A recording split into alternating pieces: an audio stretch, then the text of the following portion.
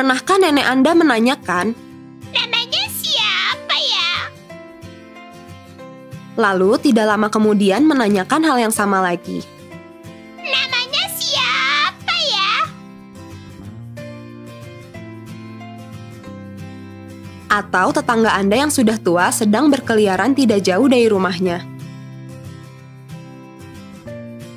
Anda mungkin menganggap kejadian-kejadian ini wajar karena mereka sudah tua.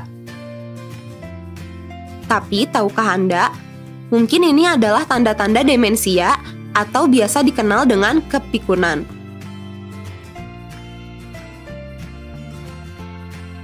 Kemajuan di dunia kesehatan memang telah berhasil meningkatkan usia harapan hidup manusia secara global.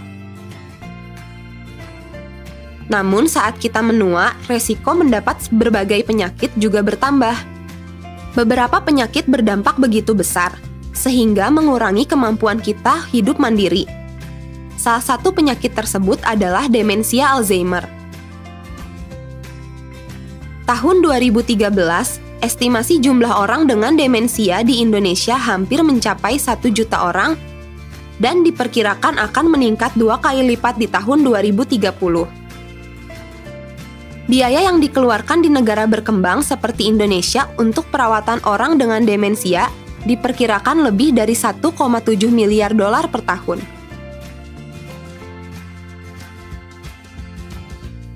Resiko seseorang terkena Alzheimer dipengaruhi oleh faktor-faktor seperti gizi, trauma, gaya hidup, kebiasaan merokok,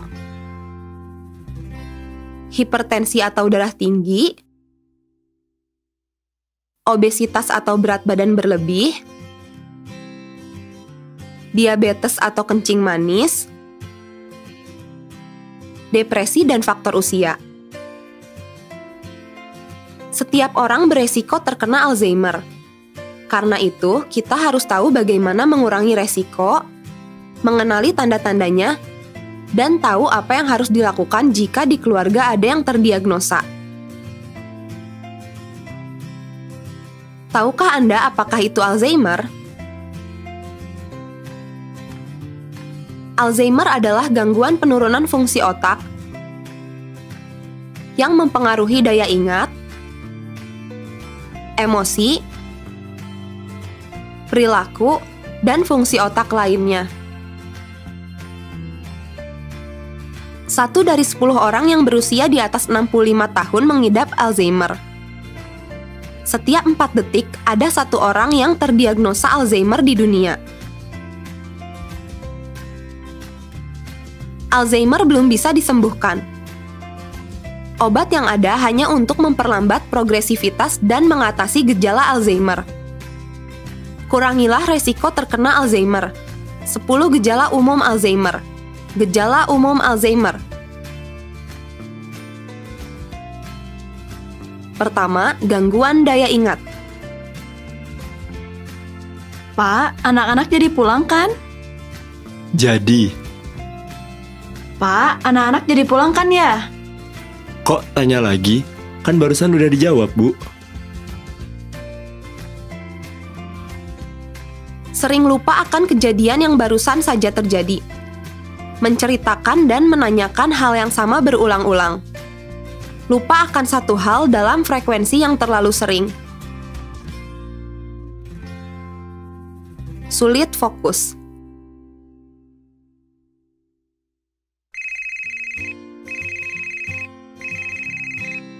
Halo? Halo? Ah, ini telepon udah rusak mungkin ya? Kok nggak bisa dipakai? Melakukan hal yang biasa dan sederhana menjadi lebih susah dan perlu waktu lama. Sulit melakukan hal sehari-hari. Dari tadi nulis perencanaan keuangannya kok nggak selesai-selesai, Bu? Seringkali sulit untuk merencanakan dan menyelesaikan tugas sehari-hari. Bingung cara mengatur keuangan, bahkan bingung cara mengemudi. Disorientasi waktu. Anterin ibu yuk. Mau kemana jam 10 malam begini, Bu? Ke pasar. Disorientasi tempat. Aduh, lupa jalan pulang. Bingung akan waktu, di mana mereka berada dan tidak tahu jalan pulang. Susah memahami visual spasial. Ayo Pak, pulang. Ini cara keluarnya gimana ya?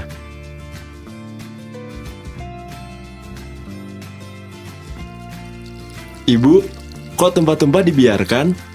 Hah? Tumpah? Apanya? Kesulitan memahami visual spasial dapat kita lihat dari sulit mengukur jarak, sulit membedakan warna, dan tidak mengenali wajah sendiri di cermin. Menabrak cermin atau pintu kaca ketika berjalan, serta kesulitan mencari jalan keluar yang sebelumnya dilalui. Gangguan berkomunikasi. Pak, tolong ambilin itu. Apa ya? Itu loh, jam dinding ibu di... Maksud ibu jam tangan? Nah, iya, jam tangan, Pak. Gangguan berkomunikasi dapat kita lihat dari kesulitan berbicara dan mencari kata yang tepat di dalam sebuah percakapan, serta bingung untuk melanjutkannya. Menaruh barang tidak pada tempatnya.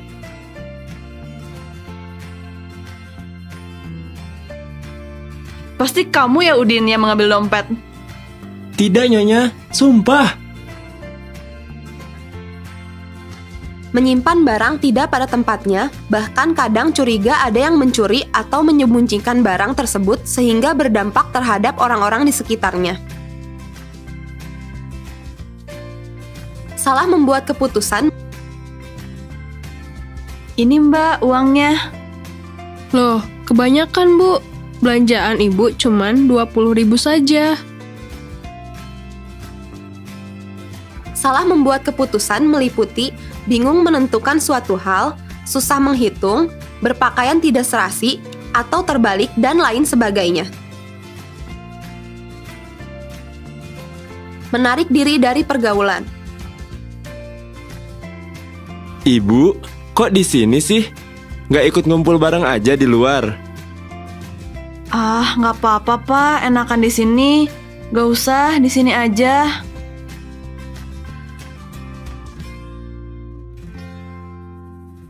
Menarik dari pergaulan dengan atau tanpa alasan yang jelas, tidak memiliki inisiatif untuk melakukan aktivitas yang bisa dinikmati, cenderung diam saja dengan mata menerawang. Perubahan perilaku dan kepribadian. Masakan ibu agak asin ya? Oh, gitu ya. Dulu aja bilang enak, sekarang bilangnya asin. Bapak udah gak cinta lagi ya sama ibu? Serba salah semuanya.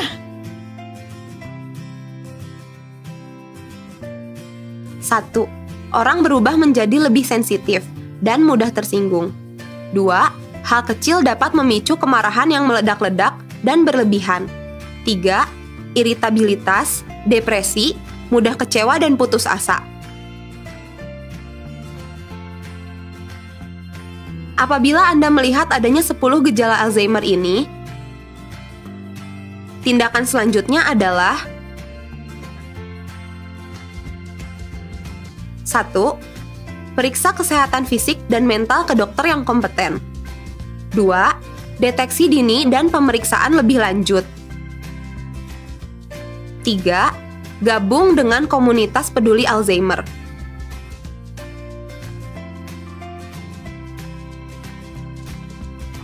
Tindakan mengurangi resiko terkena Alzheimer diantaranya adalah melakukan olahraga teratur, menerapkan pola makan yang sehat, mengkonsumsi gizi seimbang, melatih otak secara berkala, berpikiran positif, dan beraktivitas produktif. Mendampingi orang dengan demensia Alzheimer. Mendampingi orang dengan demensia Alzheimer yang selanjutnya akan kita sebut dengan orang dengan demensia atau ODD bukan tugas yang mudah.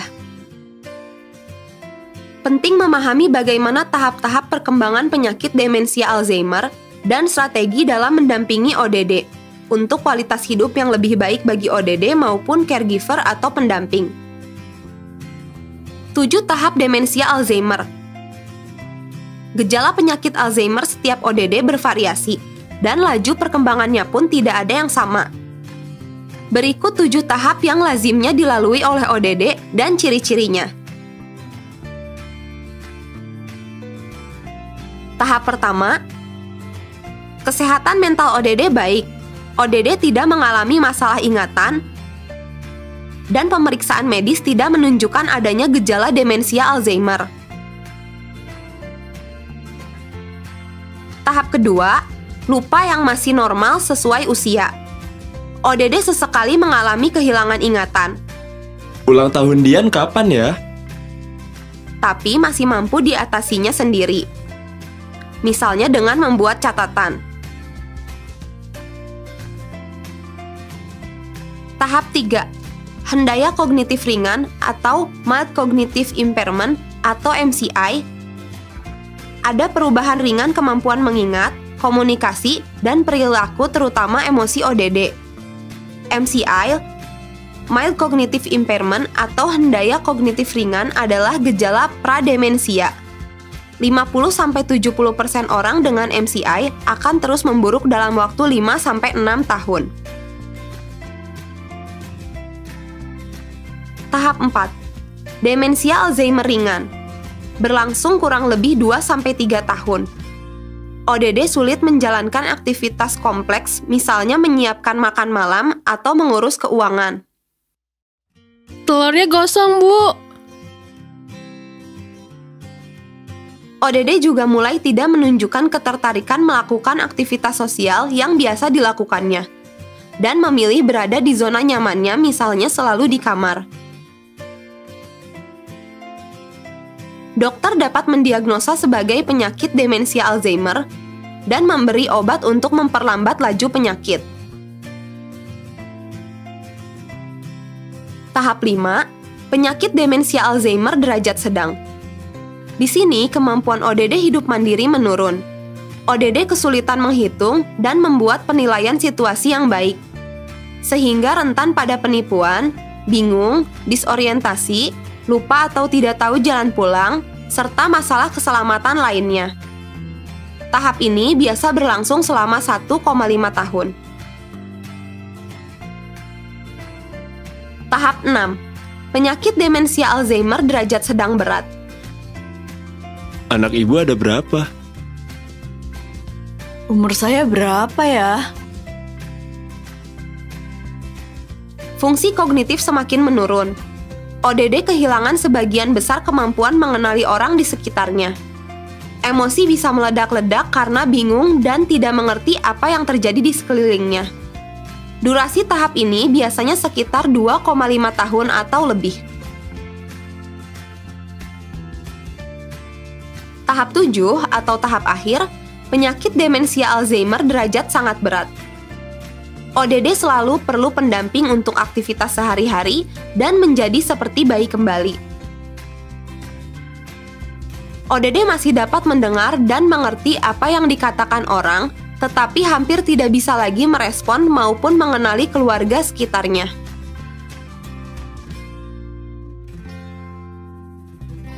Tips mendampingi orang dengan demensia Alzheimer. Kemampuan ODD dalam mengurus dirinya akan berkurang seiring dengan berkembangnya penyakit. Dalam tahapan Alzheimer yang sudah berat, caregiver atau pendamping perlu senantiasa mendampingi ODD dalam kegiatan sehari-hari. Berikut beberapa tips dalam mendampingi ODD. Tulis catatan harian dan simpan resep obat di dalam jurnal. Ini dapat menjadi referensi bagi caregiver atau pendamping ketika menghadapi masalah yang sama dan juga membantu dokter memantau perkembangan penyakit. Orang dengan demensia Alzheimer mungkin perlu bantuan untuk berpindah tempat. 3 aturan dasar untuk membantu ODD adalah: 1. Kenali kekuatan sendiri. 2. Dekatkan jarak. Dan 3. Rencanakan setiap langkah Anda. Posisikan tubuh Anda dengan benar agar tidak cedera. Buka kaki sejauh pundak, 1 kaki di depan dan luruskan punggung. Terlalu lama tidur atau duduk di satu posisi meningkatkan resiko terbentuknya dekubitus, yaitu peradangan kulit yang kemudian membentuk luka terbuka.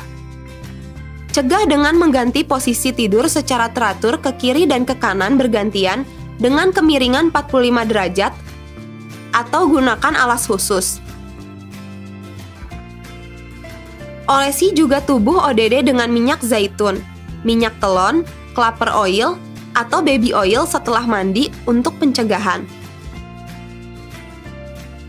Waktu makan bisa menjadi sulit jika caregiver tidak memahami kebutuhan ODD. 3 hal utama yang perlu diperhatikan adalah selera makan, obat yang sedang dikonsumsi, dan alergi yang dimiliki ODD. Atur suasana makan yang nyaman di sebuah ruangan terang dan kurangi suara mengganggu seperti TV dan radio. Potong makanan kecil-kecil atau lumatkan dengan blender. Dan gunakan peralatan makan berwarna kontras untuk mengurangi resiko tersedak dan menyiasati masalah seperti kurangnya nafsu makan. Jika ODD lupa cara makan, makanlah bersama-sama untuk memberi contoh dan bantu dengan memberi petunjuk sederhana. Snack bergizi, buah, sayuran, dan susu khusus lansia bisa membantu memenuhi kebutuhan nutrisi ODD. Jika ODD masih menolak makan, membuang atau menyemburkan makanan, mungkin ODD merasakan sakit, tidak nyaman, atau sulit menelan. Bawalah ke dokter untuk diperiksakan. Kesehatan gigi dan mulut penting untuk menunjang kesehatan ODD secara menyeluruh. Karena itu, ajaklah ODD ke dokter gigi secara rutin. Gunakan sikat gigi elektrik atau sikat gigi anak dan pasta gigi anak yang aman jika tertelan. Gosok gigi bersama-sama agar ODD dapat meniru Anda. Jika ODD enggan menggunakan sikat gigi, gunakan alternatif seperti handuk kecil lembut yang dibasahi dengan obat kumur. Jangan lupa melepas dan membersihkan gigi palsu sebelum ODD tidur. Kegiatan mandi bisa menjadi lebih aman dan mudah dengan tips berikut. Ajak ODD mandi di waktu yang sama setiap hari. Jangan membiarkan ODD mandi sendirian. Amankan kamar mandi dengan memasang pegangan dan menaruh keset anti-slip. Gunakan kursi kecil bila ODD sulit berdiri. Tutup pundak atau kaki ODD dengan handuk untuk mengurangi rasa malu. Mandikan ODD dari depan mulai kepala sampai ujung kaki sambil menjelaskan apa yang dilakukan. Libatkan ODD dalam kegiatan mandi. Bantu dengan memberikan petunjuk jelas dan bertahap. Bila ODD sulit bergerak, Anda bisa memandikannya dengan lap. Bersihkan daerah pribadi ODD setiap hari untuk menghindari infeksi saluran kemih. Berikan ODD kesempatan untuk mengekspresikan diri dalam berpakaian. Biarkan ODD memilih, tapi sederhanakan pilihannya agar tidak bingung. Misalnya, antara kaos merah atau biru. Bantu ODD berpakaian secara mandiri dengan menggantungkan setelan baju lengkap atau menggelar baju sesuai urutan pemakaian. Jika ODD sering melepas bajunya sendiri, Cari tahu alasannya. Ganti pakaian dengan yang lebih sulit dilepas, dan alihkan perhatian dengan aktivitas lain. Inkontinensia. Inkontinensia atau ketidakmampuan menahan buang air yang terjadi secara tiba-tiba bisa disebabkan oleh infeksi atau kondisi lainnya. Segera periksakan ODD ke dokter.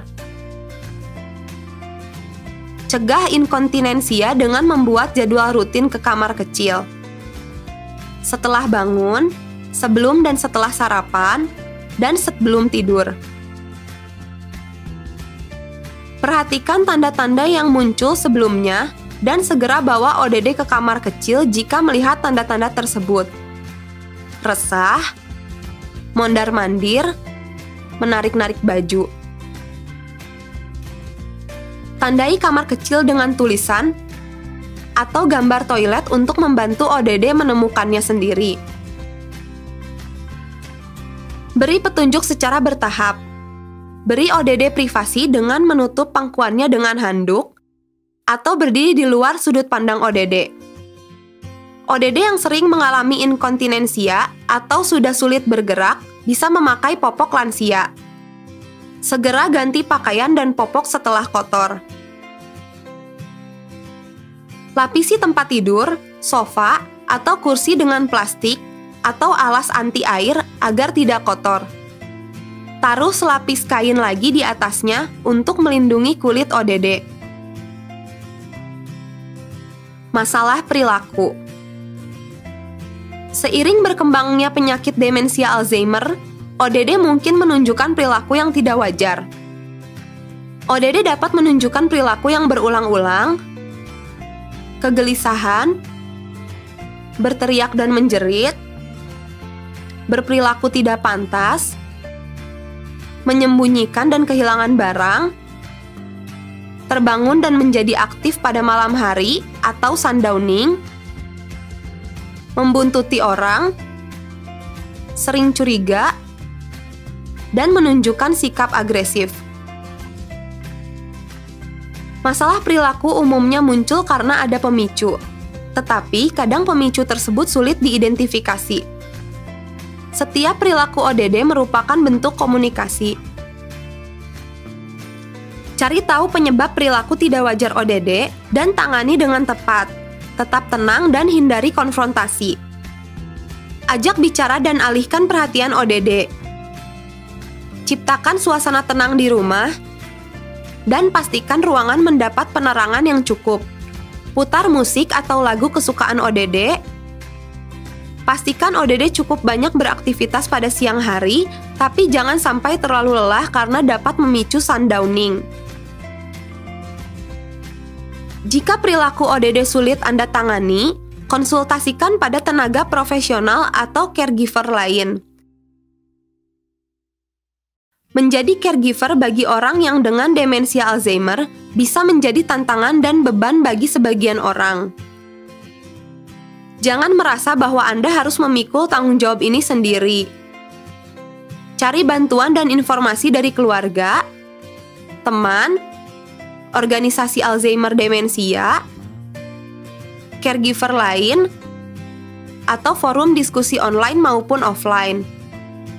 Anda juga bisa mempertimbangkan meminta bantuan profesional dari perawat atau membuat jadwal berbagi kerja dengan support system di keluarga, kakak adik, dan sebagainya. Jika Anda bekerja, tanyakan apakah ada pilihan kerja yang lebih fleksibel agar Anda bisa merawat ODD. Jika memutuskan untuk berhenti bekerja, pertimbangkan keadaan finansial Anda. Perhatikan kesehatan dan kesejahteraan Anda sendiri. Periksakan kesehatan secara berkala, konsumsi diet seimbang, dan tidur yang cukup. Luangkan waktu untuk berolahraga dan melakukan hobi agar Anda bersemangat saat kembali merawat ODD. Kesabaran, pengertian, dan dukungan dari lingkungan sekitar adalah kunci kesuksesan bagi caregiver dan ODD. Ingat bahwa orang dengan demensia Alzheimer tidak dapat mengendalikan perilaku mereka sendiri, sehingga Anda dan lingkunganlah yang perlu menyesuaikan diri dan senantiasa membuat ODD merasa senyaman mungkin. Hubungi Alzheimer Indonesia jika perlu informasi lebih lanjut atau ingin mendapatkan pelatihan mengenai pendampingan ODD. Jangan maklum dengan pikun.